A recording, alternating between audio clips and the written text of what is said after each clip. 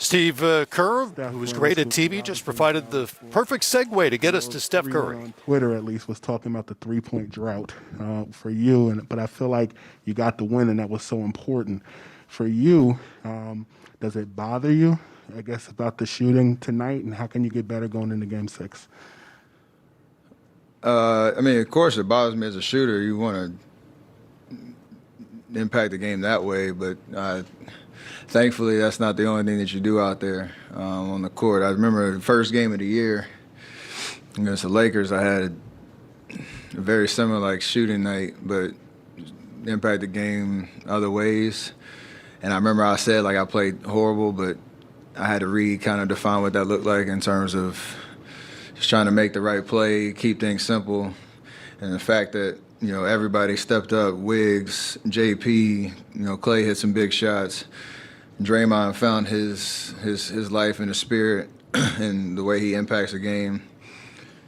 We could withstand going 9 for 40 as the team and me 0 for 9 and still come away with the win. So obviously, track record says we'll shoot the ball better next game, and looking forward to that bounce back. Davide in the back. Hi, Steph. Davide Chinilato with the Gazzetta in Italy. I have two for you. One is about your T-shirt. I can read the final part. Aisha Curry can cook.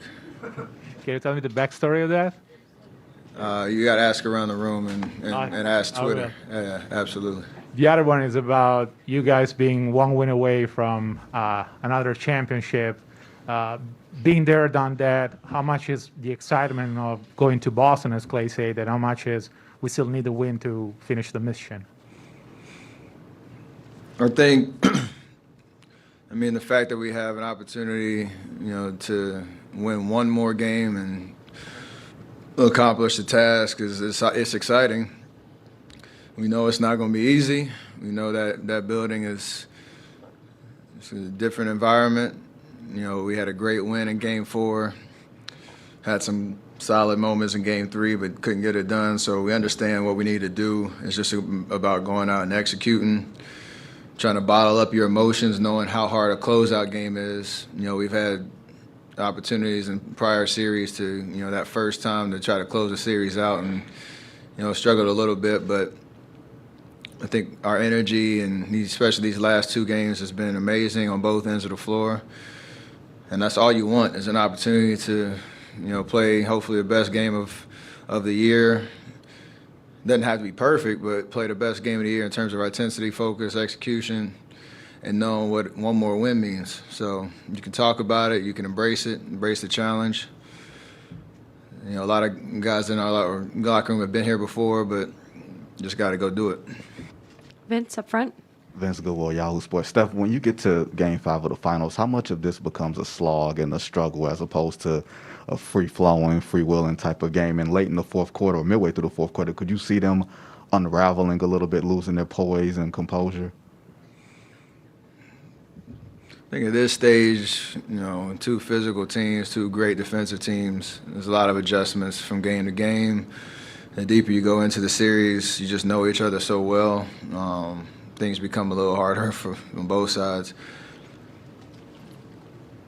I feel like you embrace the fact that even if it's not pretty, you can still win the game, and that's all that matters. And there are, a lot of guys, like I said, you could point at that made an impact in those moments during the game where we really grabbed momentum and responded to their runs and all that type of stuff. Yeah, it may not be the most free-flowing situation or the prettiest, high-level skill out there, but it's just grinding it out, and that's what finals is all about.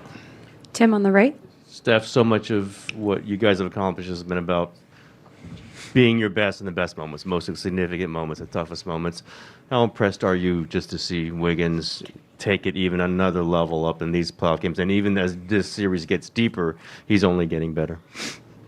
He's embracing the challenge of consistency and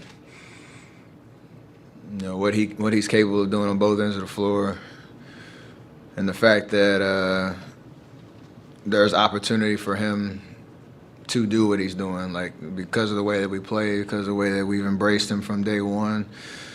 Try to paint a picture of what his skill set can do for us, to reach the highest level. So, and I think at the bottom line is he's just having fun playing basketball. That's the biggest thing.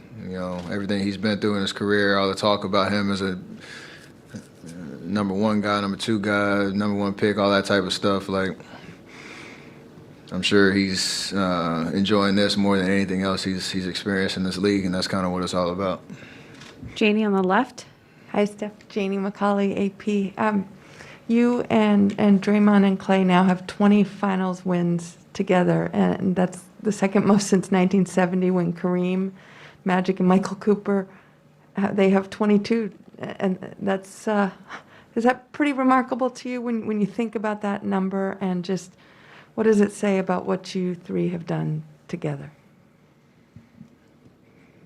I think the way you ask the question speaks and contextualizes it very well in terms of how historic it is, and we want to have one more to show for it and one more win,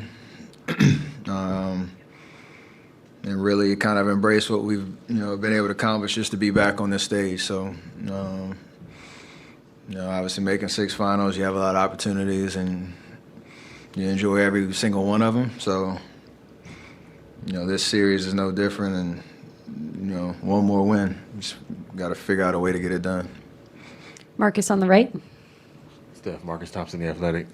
As someone who's known Draymond his entire basketball career, what do you think is the difference between, when he's walking that line, like the good Draymond, and the bad, like the Game 3, and what you've seen since? Like what kind of defines those differences as you've watched him grow over the years?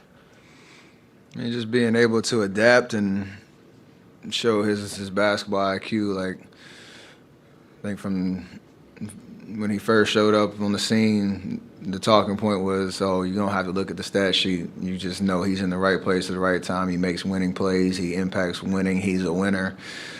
All those sound bites, his reputation kind of preceded itself from college, and he's able to carry that into the league.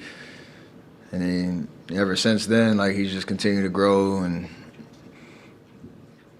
elevate his game and his skill set, obviously with his defensive, mentality and identity. But in a situation like, this series where things aren't as smooth and you have some rough patches, he finds a way to respond with the right energy and approach and toughness that if you're watching the game, you notice him at all times because he's kind of everywhere. And we need that grit. We're not in the finals without him playing at such a high level all year long. The first 3 series, and we all have been in a situation where you don't necessarily meet your standard of every game, but you keep coming back and finding ways to help the team win, and that's why we've had so much success. Me, him, Clay, Andre, all those guys that know how to do this. Mark in the middle. Steph, Mark McDade, NBA.com. Amidst your abnormal shooting night tonight, how do you determine through the course of the game, now's the time to try to lean on other parts of the game to make an impact? Now's the time to, rely on your teammates, or now's the time to try to knock some shots? How do you kind of navigate those things? I think, I talked yesterday, I knew there was going to be some adjustments in the way that they were trying to guard the pick and roll because they got a lot of clean looks, and they were a little bit more aggressive, a little higher up on their pickup points. So I didn't get as many attempts up. Obviously, I didn't make any, but the rest of the time it's just using that aggression against them, getting into the paint.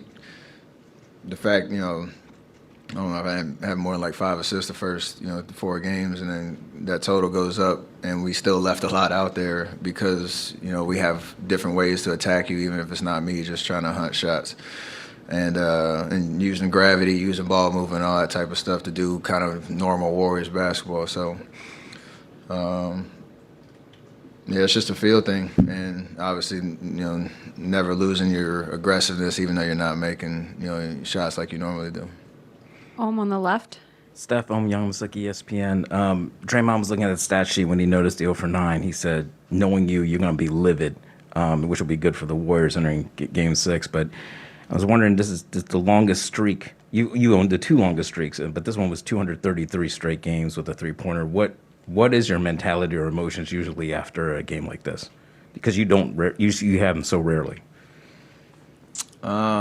Keep shooting. It's very simple. Like you said, like there's never. I'm not afraid to go 0 for whatever because I'm gonna keep shooting and taking shots that you normally feel like you can make, and I've responded well. When I've had games like that from the 3-point line, but I don't think I've ever been happier after a 0 for whatever type of night. Just knowing the context of the game, the other ways you try to impact the game, and the fact that you had 4 guys step up in meaningful ways to help us win offensively. So all that stuff matters. There's a fire burning that I want to make shots, but the rest of it is just about how you win the game, and we did that. Last few for Steph. We'll go to the back middle. Robert Littell, BS. So, Steph, you had, like you just talked about, you had 8 assists right here. You had 8 assists. You shot from 2, 7 from 13, and Steve Kerr was in here earlier and said your defense was excellent. Do you feel sometimes like your all-around game is not appreciated when the threes are not falling? And how much pride do you take in the fact that, you are the greatest shooter of all time, but you have an all-around game that's not just shooting threes? I know that's the thing people notice at first and consistently is how well I shoot the ball, where I shoot my shots, that flair. But I can't control the narratives that however people talk about the game. When you watch the game, it's not just about that. You respond to how the teams, are guarding you, defending you, and the way that we try to create good shots. And I know I have a huge part in that. And usually good things happen whether I'm making or missing shots. So there's a lot of confidence knowing you don't really have to force it too much in certain situations. Sometimes you do, but like you said, the rest of the game has to show up so that you can still make an impact and still draw enough attention offensively, even if you're not making shots. And I do take pride in that, consistently. Anthony on the left. You guys lost a lot of your size and your wing defense from the dynasty days. As you guys continue to, I guess, reconfigure the roster over the last few seasons, did you doubt? Were there times you doubted whether you guys could have a championship level playoff defense? Not really. I think there's enough versatility to kind of, mix and match lineups and still maintain a strong identity, obviously following Draymond's lead on that front. And Mike Brown's been amazing in terms of reestablishing the importance of that side of the basketball from training camp to now, and not letting anybody, slip up in terms of accountability on that end of the floor. We've tried a lot of different things over the course of the year. Traditional man coverage, all that boxing one, zone stuff that we can kind of sprinkle in from time to time. But at the end of the day, it's just effort and intensity and kind of relentlessness on that front. And we've done a really good job of maintaining that for the most part throughout the year and trying to plug in where, there's a little bit, I guess you call it deficiencies from, teams compared to teams of past. So I think we're number 2 defense for a reason, so it's pretty cool. Last question, and on the right. Steph, you guys weren't whole, obviously, all season until the playoffs. And I'm just wondering, when did you feel it really click in with Andrew and the rest of you guys together on both sides of the ball? And also, have you seen him change, grow in confidence or happiness or intensity over the course of this 26-game playoff run? Absolutely. And I think we talked about it for game one of the Denver series. Like, we didn't really know what it was going to look like because me, Clay, Draymond had only played 9 minutes or something like that in the regular season. We didn't really know what our rotations were going to look like. And we had some guys that hadn't played in the playoffs and had a deep run before, so that were going to be in the playing meaningful minutes. Wiggs at the top of that list, so we wanted to peak at the right time and keep building, keep getting better every single game. And you talk about it and you hope that it's going to work. And thankfully, it's gotten us to this point. And we got one more win. And I think I talked about it when I was talking about Wiggs earlier. He's just definitely enjoying the fact that what he's capable of doing on the floor and the way he prepares his mind and his body to go out there and hoop, that it's leading to success at the highest level. And I'm sure for him that's been a pretty cool journey to understand what that feels like and what it looks like and how fun it is to go out there and be in those type of environments. So hopefully we can, get this next win and really, celebrate what it took to get there. Thanks, Steph.